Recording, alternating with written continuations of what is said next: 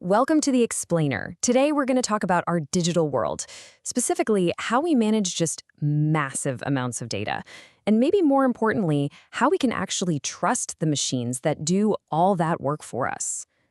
So let's just start with a really fundamental question. We've got all this incredible software to organize and protect our digital lives, right? But think about it. That software runs on an operating system, and that operating system runs on hardware. So where does that chain of trust really, truly begin?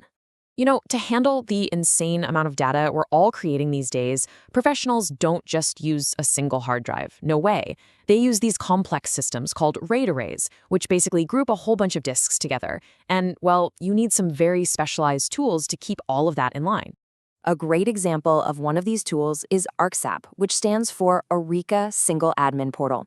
It's a program with a nice graphical interface, and its whole job is to make the super complex task of watching and tweaking these disk arrays a whole lot easier, whether they're right in front of you or halfway across the country on a network. Okay, so let's pop the hood on this thing. What does it actually look like when you're the one in charge of managing one of these big RAID systems? Getting started is pretty much what you'd expect. You download it, run the setup, launch the app. But hey, notice steps 2 and 4. Right away, it's asking for administrator rights and your system password. See? Security is baked in from the very get-go, trying to stop anyone who shouldn't be there from messing with your storage. And once you're in, boom. This is your command center, your mission control for everything storage.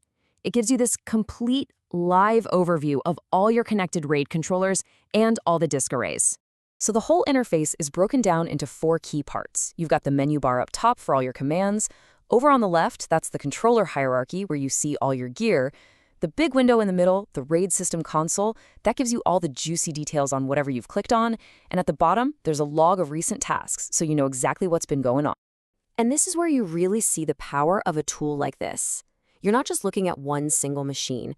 That controller hierarchy can show you multiple systems all across a network, and each one has its own complicated setup of disks and volumes. It really gives you that single pane of glass to manage a huge distributed storage system. Okay, so this software is great. It's powerful, it gives us control, but it brings up a much, much deeper and kind of troubling question. This software runs on an operating system. What happens if that OS was already compromised before you even launched ARCSAP? And that is the million-dollar question. I mean, if some nasty malware like a rootkit gets in while the computer is just starting up, how can you possibly trust anything the operating system tells you after that? The management tool itself could be lying to you. You see, the solution here can't be more software, because that new software would have the exact same problem. No. The answer has to come from somewhere else. It has to be physical.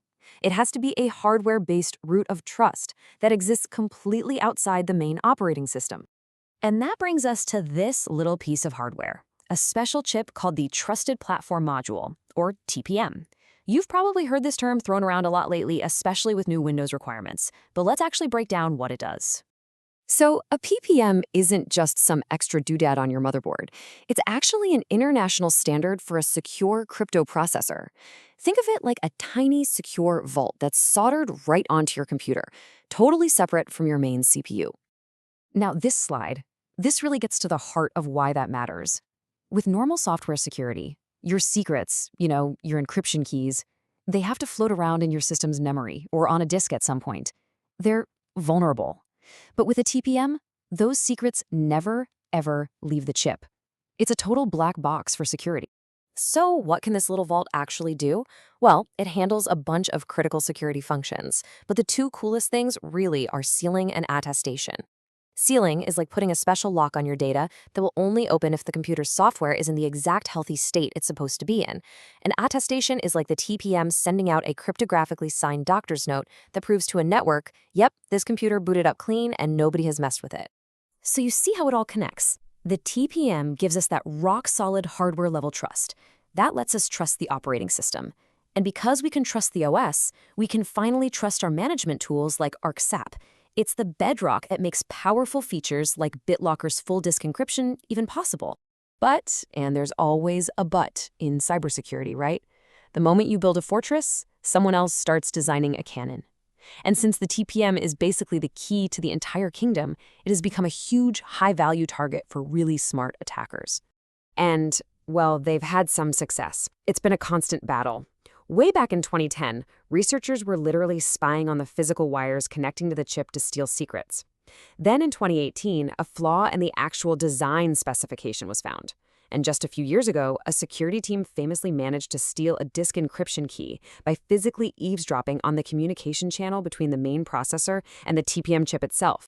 And all of this just goes to show you nothing is ever 100% secure.